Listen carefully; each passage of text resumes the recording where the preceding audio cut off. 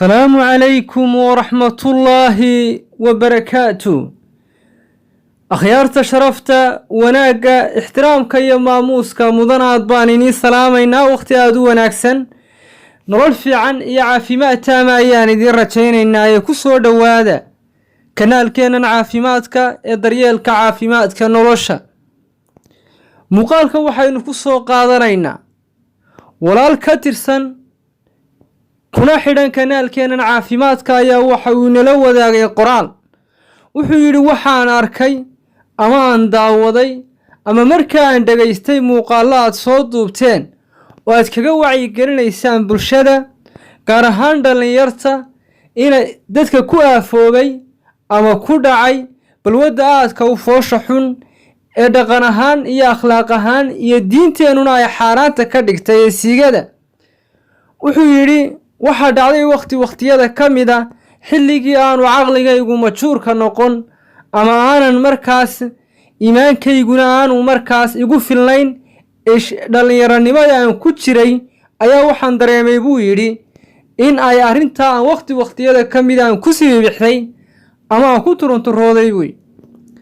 arrintii si degdega ayaan isku ladqabeeyey ama aan iska gaadhay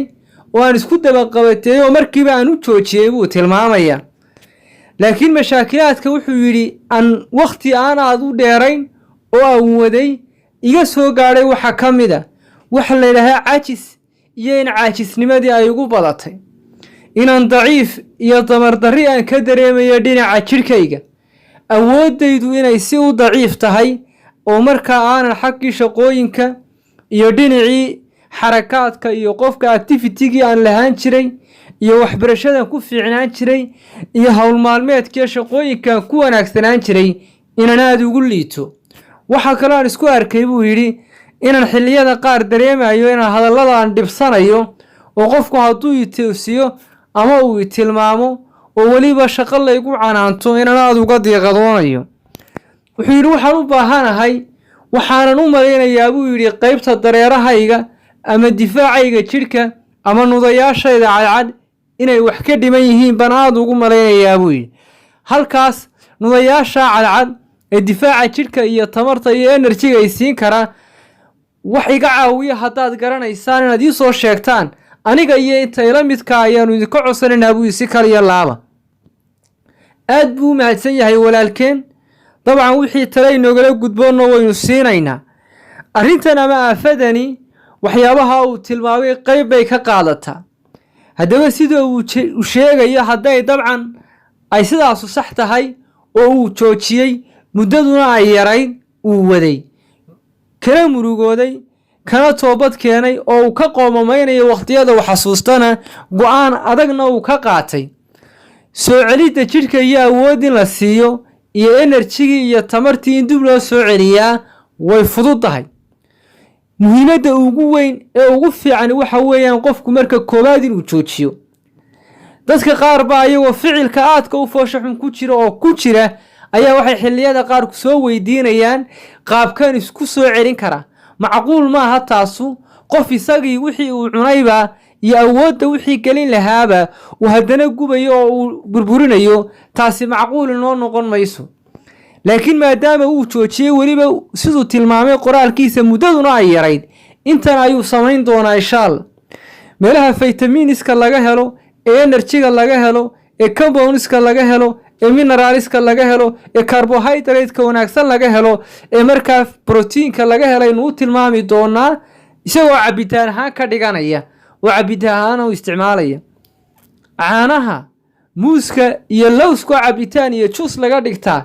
waxay si fudud u soo kiciyaan awoodda difaaca awoodda jidheed muuqaalka qofka iyo caafimaadka jidhka guud ahaanba ayay aada u soo kiciyaan caanaha in badan baynu ka sheekaynay credentiska ay ka samaysan yihiin hadday vitamin noqoto iyo hadday mineral noqoto iyo hadday noqoto other compound waqti badan baynu ka hadalnay caanuhu waa full of calcium baa ka buuxa waa full of mineral macdanooyin kala duwan ayaa ka buuxa waa full of borotiinna ayaa ka buuxa oo jidhka iyo lafta iyo dhammaan qulqulkeenna iyo dareeraha iskaga dhex tallaaba jidhka ku wareega ee circulationka sameeya u fiican laakiin caanuhu waa kuwee وعانها فريشكا emersiyada xoolaha la listay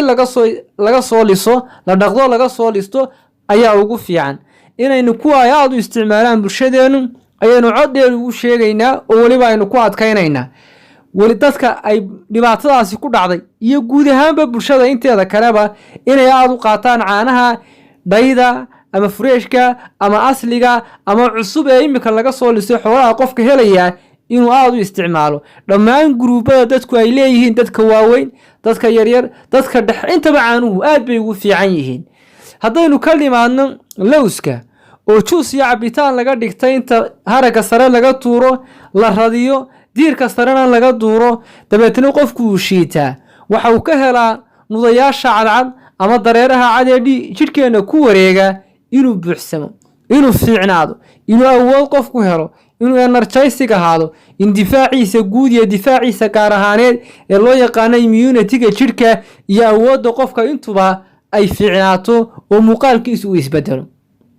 muusku waa full of vitamins ama multivitamin buu leeyahay waxa uu aad ugu wacan yahay isaguna oo ku jira maadooyinka ay ka mid yihiin potassium iyo vitamin C oo jidhkeena activity-giisa ka qayb qaata energy fiican sameeya waxa kale oo ku jira sonkoraha dabiiciga ee qofka active ka dhiga ama ka qayb qaato qofku inuu firfircoonaado oo hawl nololeedkiisa maalintii uu si fiican u dhaxsan karo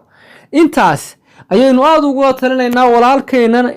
qoraalka inoo soo qoray iyo walaalaha kale ee arrinta noocaas ku sifoobayba inay dariiqadaas iyo wadiiqada ay qaadaan inahaas ayaynu ku soo ururinaynaa muuqaalkii aad ka koobnaa fadlan la sii wadaaga oo u sii sheer gareeya bulshada kale inuu jecelnahay kanaalkeena inay qayb ka noqdaan idinkana waxaan idin rajaynaynaa nolol aad u qurux badan caafimaad taama iyo mustaqbal ifaya fi amaan illah wasalaamu calaykum waraxmatullaahi wabarakaatuh